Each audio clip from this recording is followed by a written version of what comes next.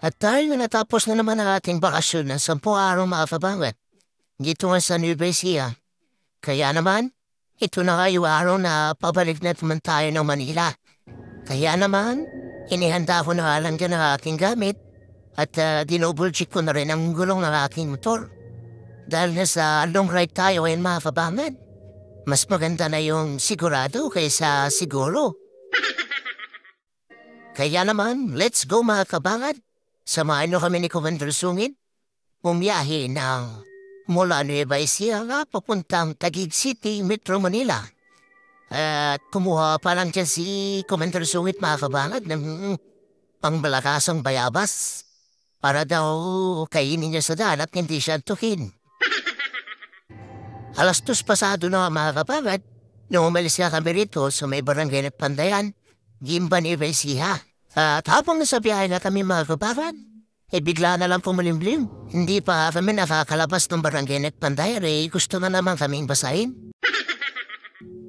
Pero sige lang, at nagpatuloy pa rin kami mga kabagat sa aming biyahe. Kaya bahala na kung saan kami abutan na ulan. At kasalukuyan nga namin binabaybay, itong kaabahan na Gimba, Quezon Road. At pagkalipas nga lang ng ilang minuto mga kabagat namin pagmamotor, ay yun na, inabutan na nga kami ng malakas na ulan. Dito nga sa may parke ng Quezon, Nueva Ecija. Kaya naman gumilid nga lang kami dyan ni Commander Sungit para magsuot na kami pang malakas ang kaputi. At para rin sana magpatilan na ulan. Kaso, ilang minuto na kami nag-aantay ay hindi na talaga siya tumila. At patuloy na lang kami sa aming biyahe mga kabagat. Hanggang makarating nga kami rito sa bayan nga ng Saragossa, Nueva Ecija. At nagtanggal nga lang kami na aming pangmalakas ang kaputi ni Commander Sungit. Kaya naman, magpatuloy pa rin kami sa aming pagmamotor. Hanggang makarating nga kami rito sa kalsada na kung saan, papunta nga ito na San Antonio, Nueva Ecija. Dahil nga, dito na kami dadaan ni Commander Sungit papuntang Bolwalto, San Miguel, Bulacan. Para hindi na kami dadaan mga kabakat sa kabahan na Santa Rosa at Gapan, Nueva Ecija.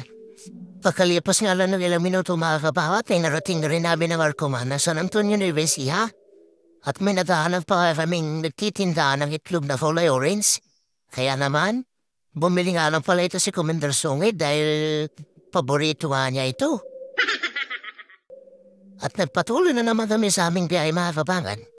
Hanggang makarating nga kami rito sa may arko nga ng San Isidro, Nueva Ecija. At nadahanap pa namin itong pangmalakasan nilang tulay, Di ko alam kung ano paalan ng tulay nito mga kabagat, Kaya comment down below kung ano paalan ng tulay na yon.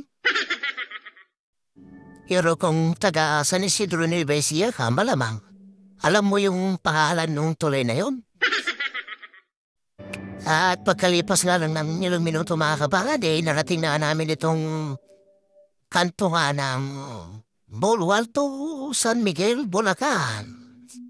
At nagpatuloy na naman tayo mga kabangat ng ating biyahe hanggang makarating na tayo rito sa may bypass road, Plaridel, Bulacan. At napahinga lang tayo din ng konting minatinat. Tanggal ng helmet para mapreskuhan yung ulo natin. Mag-alas 5 nito mga kabangat nung narating nga pala namin itong bypass road, Bulacan. Kaya pagkalipas nga lang ng ilang minuto, backpack na naman itong si Kabanga.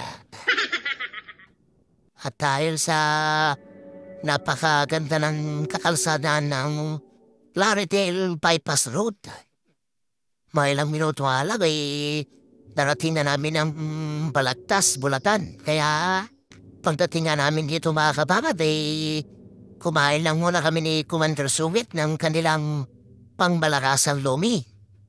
Pagkatapos nga namin kumain ng lumi, ay humirit pa ito sa Commander Sungit ng tapsilog.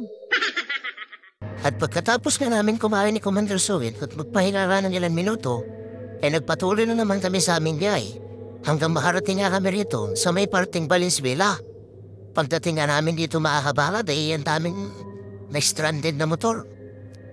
At syempre, bago tayo sumuong sa bahaba kabalat, tinignan muna natin yung ibang motorista kung kaya naman ng motor nila. Kaya Nung nakita kong kaya naman ng motor nila, nagpatuloy pa rin tayo sa ating biyahe. So yun, hindi nga tumirik to si Maxine mga kabagat. Talagang pangmalakasan pa rin itong motor natin mga kabagat hanggang marating natin itong arkuhan ng monumento. So yun nga mga kabagat, alam na natin nandito na tayo sa Metro Manila.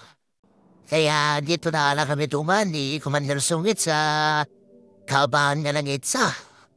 At talaga naman hinamot na naman kami rito nung last hour. Hanggang makarating kami rito sa may C5 Ortigas Flyover. Talagang oras na ito mga kabagat nung nakapasok na kami ng Metro Manila.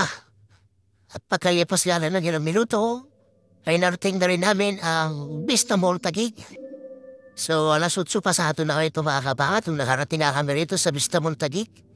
Kaya, salamat naman at walang naging aberya sa aming biyahe. At hanggang dito na lang ang aking video. Salamat sa 6 na minutong panonood.